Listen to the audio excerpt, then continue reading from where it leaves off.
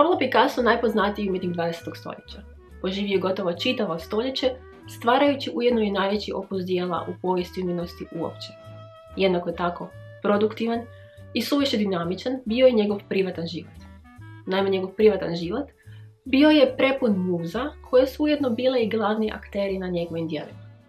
Neki povjesničari umjetnosti čak različite faze Picassova stvaralaštva raspoznaju upravo prema muzama koje su tada bile aktualne. Unatoč brojnim muzama ljubavnicama, Picasso se ipak ženio samo 2 puta. Prva Picassova supruga bila je ruska balerina Olga Koklova, koju je Pablo upoznao 1917. godine, kada je imao 36, a ona 26 godina. Godinu dana kasnije vjenčali su se, a par godina kasnije dobili su i sina. Olga se, kao i sve kasnije Picassove ljubavnice, nalazi na velikom broju njegovih dijela, no Picassov pristup prikazivanju Olge uvelike će se mijenjati. Njihov brak neformalno je trajao do 1935. godine, međutim, mnogo prije razilaženja između supružnika se našla Picassova ljubavnica i nesuđena supruga Marie-Thérèse Walter. 1927. godine 40-godišnji Pablo Picasso upoznaje 18-godišnju Marie-Thérèse Walter, koja je ubrzo postala Picassova nova muza. Marie-Thérèse bila je Pablova ljubavnica sve do 1935.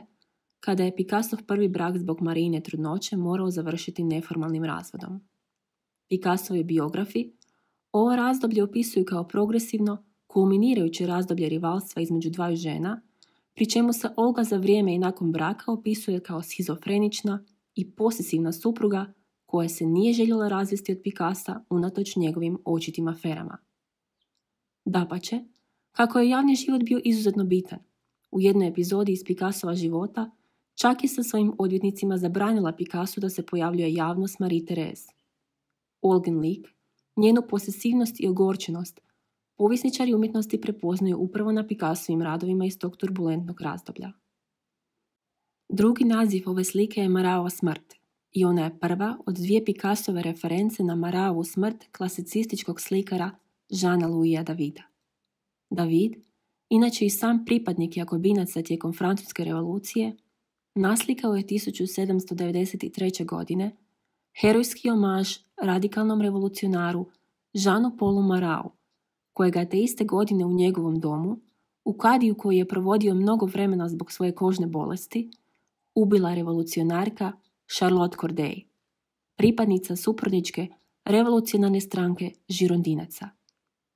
Slika je postala jedna od najpoznatijih i najutjecajnijih dijela u povijesti umjetnosti, te se reference na njega pojavljuju u brojnim vizualnim radovima, nastalima od 18. stoljeća sve do današnjih dana.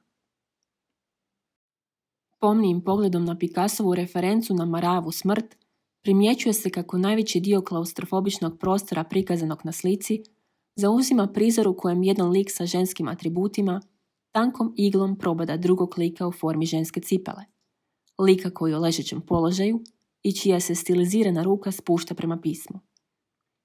Iz mjesta uboda širi se mrlja krvi, a između likova nalazi se francuska trobojnica.